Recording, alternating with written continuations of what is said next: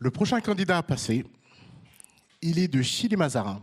Je vous demande de faire un tonnerre d'applaudissements à Uriel Demirjian, s'il vous plaît.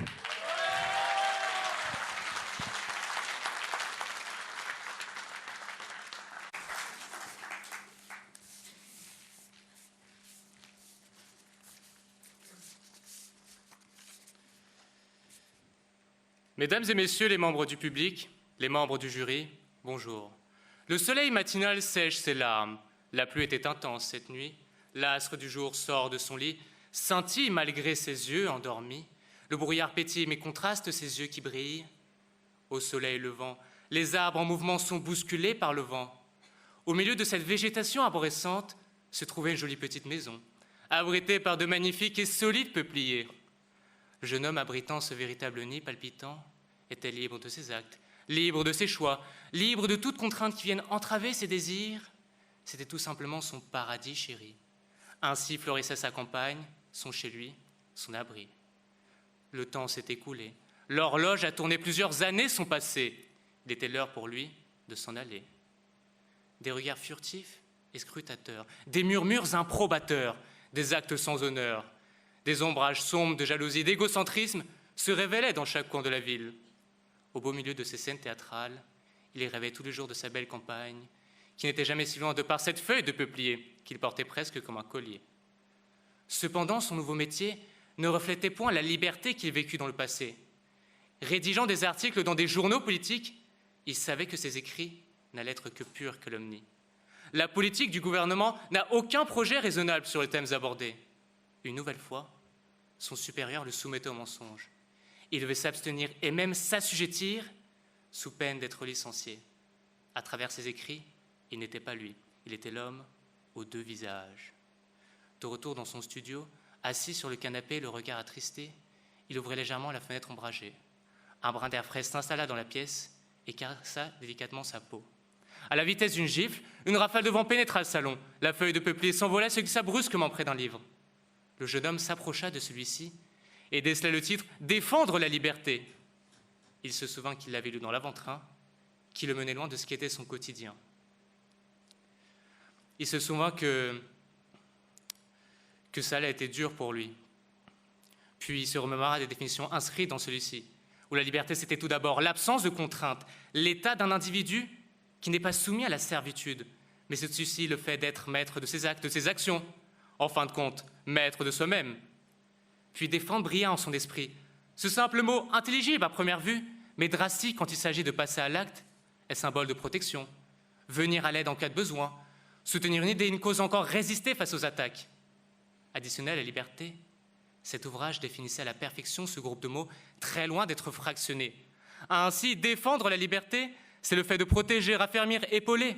C'est se dresser face aux attaques à l'encontre de nos idéaux, nos jugements, mais aussi nos croyances, notre intelligence, notre vérité. En fin de compte, notre liberté.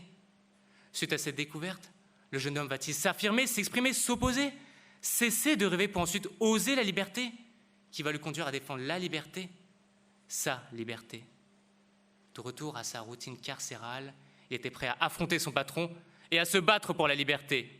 Il entra dans le bureau de celui-ci, prit son courage à deux mains et s'écria « Je suis lassé qu'on m'impose d'écrire des articles mensongers. Je veux retransmettre mes idées, retranscrire la vérité et exercer mon métier en toute honnêteté. » La politique du gouvernement n'a aucun projet raisonnable sur les thèmes abordés. Une nouvelle fois, son supérieur le soumettait au mensonge. En l'espace d'instants, il avait défendu ses idéaux, sa vérité, sa liberté. Il était devenu les deux John à la fois. D'un côté, l'Allemand John Peter Zenger, élément déterminant de l'affirmation du droit de critiquer les autorités gouvernementales. De l'autre, le Britannique John Mitton, auteur du livre Manifeste, où il exprime son mécontentement envers le gouvernement en vigueur. Tous deux étant des symboles de la liberté de presse, il était heureux d'honorer leur mémoire. Suite à cette querelle, il prit la décision de démissionner. Désormais, il allait écrire ses propres articles, relayer des sujets qui le tiennent à cœur et montrer son vrai visage. Les jours se suivent et se ressemblent. La violence des mots s'est peu à peu transformée en violence physique. Des journalistes ont été assassinés, exécutés par des fanatiques en raison de leur opinion, leurs origines, afin qu'ils cessent d'écrire et de dessiner librement.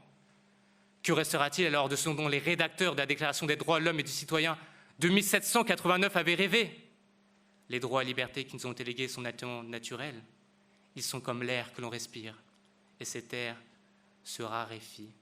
Pour être digne de nos ancêtres, pour rappeler notre solidarité à Charlie Hebdo, qui a payé sa liberté du sang de ses collaborateurs, pour honorer les défunts journalistes qui ont protégé notre liberté de conscience, attaquée par des idéologies totalitaires. Parce qu'en défendant la liberté de blasphémer, ce n'est pas le blasphème que nous défendons, mais la liberté. Devenu journaliste indépendant, c'était pour lui un retour dans le passé. Il avait défendu sa liberté, la liberté et celle des autres. Ainsi, à travers ses écrits, il abordait des thématiques qui ne sont jamais médiatisées. Durant ces dernières années, il fit de nombreux articles sur les peuples opprimés, tels que les Indiens d'Amérique, défenseurs de leur liberté, exterminés par les colons. Aujourd'hui, la majorité est portée disparue, mais le reste continue de se battre pour un soupçon de liberté qu'il n'aurait pas accordé de par les crimes de l'humanité. Puis il écrivit un rapport sur les Ouïghours, peuple à majorité musulmane, habitant une petite région chinoise, sont esclavagisés, torturés. Les femmes sont même stérilisées. Eux subissent des atrocités et défendent leur liberté. Tout au long de sa carrière, à travers ses reportages, il a fièrement défendu la liberté des manifestants d'exprimer leur mécontentement, notamment lors de la pandémie de coronavirus. D'après lui, les citoyens ont le droit de critiquer, de protester pour ou contre le vaccin, qu'ils ne soient pas critiqués par les autorités gouvernementales et qu'ils aient le droit de défendre leur liberté, quelle que soit leur pensée. Enfin, il s'aventura dans nos eaux profondes et sombres de la guerre. Il n'aborda pas seulement le conflit russo-ukrainien, très d'actualité, mais aussi la guerre de la drogue au Mexique, datant de 2006, où les autorités se soulevèrent contre les cartels de la drogue afin de préserver la liberté dans le pays. Enfin, il s'est battu pour l'égalité entre femmes et hommes, notamment en écrivant la biographie d'Eva Perón, fervente militante argentine à faveur de la liberté des femmes dans la société. Assis dans l'avant-train, sa feuille de peuplier et son livre entre les mains, c'était pour lui un retour dans le passé. Il avait défendu sa liberté, la liberté et celle des autres. Et comme le disait l'écrivain et aventurier français André Malraux, la liberté appartient à ceux qui l'ont conquise. Le soleil ferme ses yeux, l'astre du jour retourne dans son lit, le brouillard contraste ses yeux endormis, le poème se termine par des vers immortels et tout le monde s'excite pour connaître la suite de l'histoire poétique. Merci de m'avoir écouté. Merci beaucoup, Uriel.